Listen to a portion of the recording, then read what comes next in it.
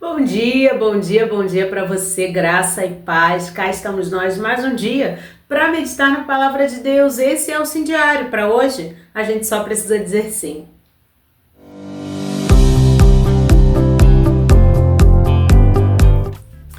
Por aqui seguimos nesse Frozen, agora com cobertura de chuva. Aí para ficar melhor assim o frio, para dar uma intensificada, porque não tava o bastante, a gente pega e põe uma cobertura extra de chuva. É de chuva. Misericórdia. Oh, Jesus, me ajuda a não murmurar, Senhor. Oh, meu Deus. É um tempo que eu acho que tinha que ser assim, ó. Esfriou. Todo mundo dentro das suas casas, né? Com seus edredom, com suas panelas de sopa e canjica. Todo mundo ali quieto, né? Esquentou, agora a gente vive, vai trabalhar e tal. Agora, no frio, meu irmão, como é que acorda 4 horas da manhã? Como que faz isso, gente?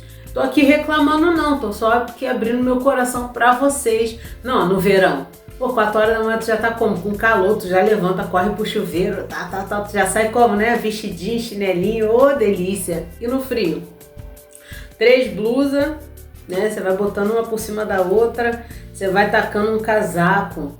Aí hoje eu ouço, nossa, você tá tão elegante nesse frio. Peraí, irmão, eu só queria estar na minha cama. Não me venha com churumelas. Eu queria estar dormindo, mas a gente está aqui porque tem um lugar que aquece a gente. Esse lugar é no Senhor. A palavra de Deus, ela é viva e ela aquece o nosso coração. E a gente continua aqui por João. Estamos chegando ao finzinho desse livro maravilhoso que eu te oriento, incentivo com força a você ler, porque é espetacular. E aqui a gente vai ler, hoje a gente vai falar sobre algo muito comum, muito pertinente à nossa época, mas eu acredito que não seja só a nossa época, é pertinente ao ser humano, né? Eles viveram isso e nós hoje vivemos também. Eu vou te contar depois, não vou dar spoiler. Vamos ler o texto, vamos ler João 20, vai falar sobre a ressurreição, né? João 20, eu vou ler do 1 ao 10 e diz assim: cedo de manhã no primeiro dia da semana, enquanto ainda estava escuro, Maria Madalena foi ao sepulcro e viu que a pedra havia sido removida da entrada. Ela correu na hora até onde estavam Simão Pedro e outro discípulo, aquele a quem Jesus amava. Parênteses. Eu não consigo ler isso, tendo em vista que a pessoa que escreveu é esse que Jesus amava. Eu acho tão engraçado quando aparece esse escrito, porque é de uma ousadia, né? De uma prepotência. Aquele a quem Jesus amava, quem? Eu. Vai. Ai, meu Deus. Estava Simão Pedro e o outro discípulo, aquele que Jesus amava, só amava ele, né? Ofegante, informou: tiraram o Senhor do sepulcro, nós não sabemos onde o puseram.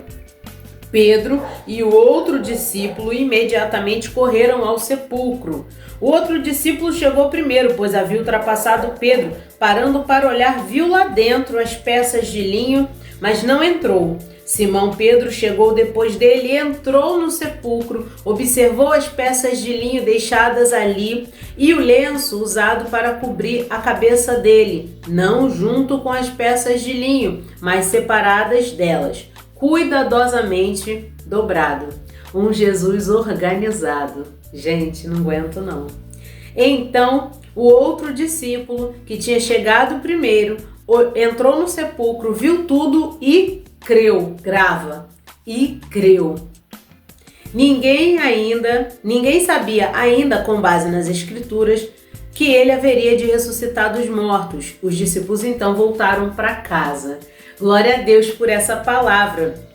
Quanta coisa acontecendo no cenário. Meu Deus, é Maria Madalena correndo feito uma doida. Gente, tiraram o corpo dele de lá, a pedra não tá lá não. E quando eles chegam, eles veem dobradinho, assim, ó. O lenço que cobria a cabeça dele dobradinho, o outro pra cá, outro pra lá. Cara, e aí ele olha e fala: mano, agora é verdade. Tudo que ele falou é verdade. E o que eu quero falar hoje? Sobre a nossa incredulidade, sobre a nossa dificuldade de acreditar. Bem, os discípulos andaram com Jesus cerca de 3 anos e meio. Viram e ouviram coisas que eu e você gostaríamos de ter ouvido, gostaríamos de ter visto. Você imagina, o cara tá lá cego de boa, Jesus cospe no chão, faz lama, passa no olho, tá ventou, beleza. Oi? Como? Não, calma, volta. Você tá entendendo? Pedro, se tu é mesmo, deixa eu ir aí. Então vem. Então eu vou. E ele vai sobre a água. Oi? Quê? Gente, eu me divirto, de verdade. Se tem um lugar que... E a gente precisa ter esse relacionamento com a palavra, né? Tem um lugar que me anima, é a palavra. Eu não sei porque que às vezes eu fico tão pistola, tão chateada, tão aborrecida. É porque a gente é ser humano. Assim como os meninos aqui, né? Os discípulos. E eles ouviram, viram, eles presenciaram, eles andaram com Jesus, eles estavam ali o tempo inteiro, mas ainda assim eles não conseguiam acreditar no que ele tinha dito, porque ele avisou que ele ia morrer e ressuscitar. Ele falou. Quer ver quantas vezes ele falou? No mínimo, aqui ó, a gente tem no mínimo 9 vezes nos evangelhos, né? Mateus, Marcos e Lucas. João tô deixando de fora, mas no mínimo 9 vezes eu fui pesquisar aqui. E aí eu vou ler para você alguns textos que confirmam que Jesus já tinha avisado, mas ele esperou acontecer para acreditar. Qualquer semelhança com a gente não é mera coincidência, né? Vamos aqui, ó. Primeira declaração, né? Quando ele fala a primeira vez. Mateus 16, 21. Desde então começou Jesus a mostrar aos seus discípulos que convinha ir a Jerusalém e padecer muito dos anciãos e dos principais dos sacerdotes e dos escribas, e ser morto e ressuscitar ao terceiro dia. Depois, vamos lá em Marcos 8,31. E começou a ensinar-lhes que importava que o Filho do Homem padecesse muito e que fosse rejeitado pelos anciãos e principais dos sacerdotes. Sinóticos. E pelos escribas, e que fosse morto e depois de 3 dias ressuscitaria. Lucas 9:22, dizendo: é necessário que o Filho do Homem padeça muitas coisas e seja rejeitado, e ressuscite ao terceiro dia. São os evangelhos sinóticos, já expliquei, né? Eles são iguais. Aí ele falou aqui em Mateus, tem relato em Marcos, tem relato em Lucas, depois em outro texto, Mateus 17, Marcos 9, Lucas 9, depois Mateus 20, Marcos 10, Lucas 18. Tudo isso Jesus. Então, meus filhos, deixa eu contar aqui um negócio pra vocês, que para quando acontecer, vocês entenderem, mas não adiantava. Mas aí, a gente tem que olhar também com entendimento, né, de tipo, o que estava acontecendo? Os caras não eram letrados. O único que tinha estudo, se eu não me engano, era Mateus, que era publicano. Mas o resto era tudo pescador, era uma galera mais rústica. Eles não estavam entendendo o que estava acontecendo. Agora quero trazer pra cá, né? Vamos aqui pra gente. A gente tem a Bíblia hoje. Tudo que eles estavam vivendo, e aí eles estavam vivendo a história que a gente lê hoje. Mas a gente lê, a gente já sabe, existem relatos ao longo da história, porque nenhuma mentira... Você já ouviu falar que mentira tem perna curta? Já ouviu? Pois é, mentira tem perna curta. Como se sustentaria algo que não fosse verdade há tanto tempo? Tem mais de 2000 anos que essa verdade ela vem e chegou até a gente. E mesmo assim, a gente tem a Bíblia, a gente tem relato, a gente sabe o que aconteceu. A gente tem dificuldade de acreditar. A gente precisa voltar para esse lugar. E olha, vou falar aqui, confessar, né? Porque a gente é amigo, né? A gente já tá aqui junto há quase 7 meses, olha que coisa boa. Mas eu vou confessar, essa palavra é para mim. Porque se tem uma pessoa que é difícil de acreditar na coisa, sou eu. E eu tô confessando, e onde há confissão há perdão, né? Quem fala a verdade não merece castigo. E aqui eu olho para esses discípulos e eu entendo eles. Toda hora eu chuto esse negócio. Desculpa. Eu entendo eles. Eu entendo porque a vida endurece a gente. As dificuldades endurecem a gente. E aqui, no caso deles, o medo endureceu eles. Eles estavam tensos. Porque, caramba, tá acontecendo alguma coisa. Tá acontecendo alguma coisa muito estranha. Porque ele ia libertar a gente, ele ia cuidar da gente, agora ele morre. Meu Deus do céu, a cabeça deles está completamente confusa, eles estão assustados, apavorados, eles se escondem, estão escondidos com medo. E é claro que eles não iam entender o que a gente hoje, com toda a tecnologia, com todas as Bíblias do mundo, 525 mil versões de Bíblia, a gente também não entende o agir de Deus. A gente não consegue entender. E o texto de Romanos 11, 33 vai falar o seguinte, ó. Vou ler do 33 ao 36, porque vocês sabem que eu não tenho economia de palavra aqui, né? Ó profundidade das riquezas, tanto da sabedoria como do conhecimento de Deus. Quão inexplicáveis são os seus juízos e quão insondáveis são os seus caminhos. Pois quem conheceu a mente do Senhor? Ou quem foi o seu conselheiro? Ou quem primeiro deu alguma coisa a Deus para que isso lhe seja restituído? Porque dele e por meio dele e para ele são todas as coisas, e a ele seja a glória para sempre. Amém. Ah, esse texto é maravilhoso. Mas se você consegue entender que não entendemos ou não acreditamos na palavra, porque nós queremos pegar uma caixa e colocar Deus dentro junto com a nossa medida, né? A gente quer que ele seja... A gente quer medir Deus com a nossa régua. E é por isso que a gente não acredita. É porque a gente não consegue tirar a razão das nossas relações com Deus, da nossa intimidade com Deus, e é necessário. Eu falo isso muito constrangida porque isso fala diretamente comigo. Eu olho para a vida, para as dificuldades, para o cotidiano, e muitas vezes, eu tô fazendo igualzinho a Bíblia, porque a Bíblia não esconde, né, as tretas de ninguém. Vai falar que Jacó é mentiroso, vai falar que Moisés era um frouxo, vai falar que Davi era um sem vergonha, vai falar de um monte de gente. E eu tô confessando aqui, Paulo mesmo fala, eu sou o principal pecador, né? Então, a vida, a correria, a agitação, essa coisa de acorda cedo, vai trabalhar e tem que dar conta, e tem que cuidar, e tem que fazer, e tem que. Isso vai endurecendo a gente, criando uma armadura, uma casca, para que as coisas os mistérios, né, as coisas incompreensíveis do céu possam fazer sentido pra gente. De fato, eu creio que o Senhor entende a nossa humanidade, tanto é que o seu Filho veio e se fez carne, justamente para que hoje a gente pudesse ter esse lugar de empatia. Mas o que eu quero falar com você e comigo sobre tudo isso aqui, sobre esse texto, é que existe um lugar onde a gente pode confiar mesmo sem entender. A gente pode estar em Deus descansando o coração, porque tudo isso que eu falei, essa agitação, ela atribula a gente. E essa tribulação que turva nossos olhos para crer, para conseguir ver, para conseguir entender o que Deus está falando. De fato, existem coisas que a gente só vai entender depois, quando tivermos o corpo glorificado e a mente de Cristo, lá na glória. Por ora, aqui, nós precisamos nos esforçar bastante para que a nossa incredulidade não roube o que a gente tem para viver em Deus. Por quê? Eu vi algo no ônibus esses dias. Estava escrito assim: acreditar faz acontecer. E a palavra de Deus, ela fala muito sobre isso. Hebreus 11 vai falar sobre isso, que a fé, ela é o firme fundamento, ela é uma base. Firme fundamento é uma base sólida das coisas que a gente ainda não viu, das coisas que a gente está esperando.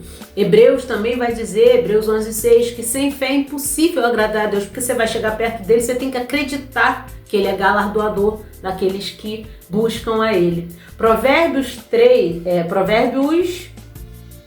Esse computador me trola.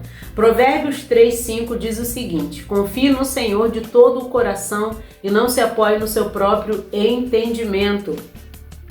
1 Timóteo 1,15, Paulo está conversando ali com Timóteo, né, seu filhote na fé, e ele fala o seguinte: esta é uma palavra fiel e digna de toda a aceitação.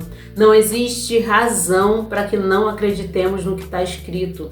Eles, eu até entendo, eles não tinham a Bíblia ainda, eles não tinham a revelação, eles não tinham tudo isso que a gente tem para estudar, para meditar, para aprender, mas e nós que temos?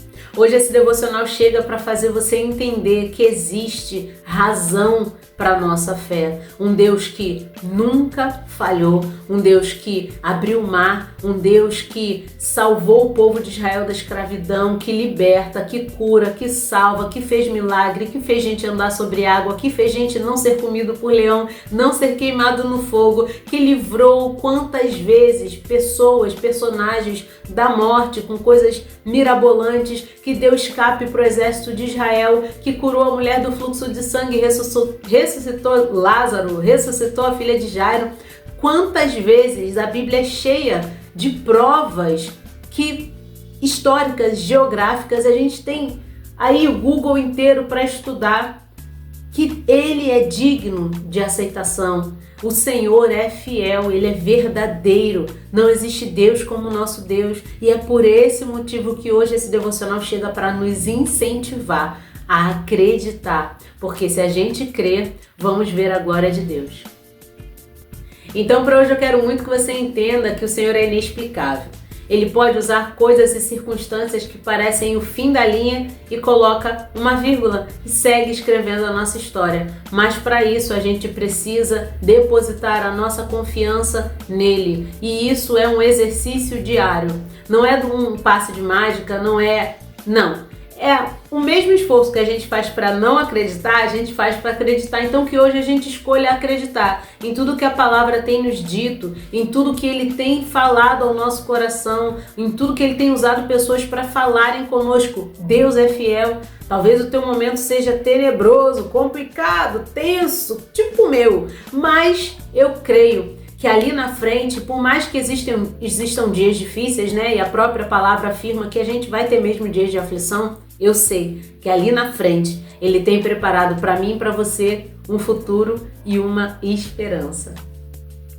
Também quero muito que você entenda que estamos falando do Deus que nunca perdeu nenhuma batalha que foi colocada nas mãos dele.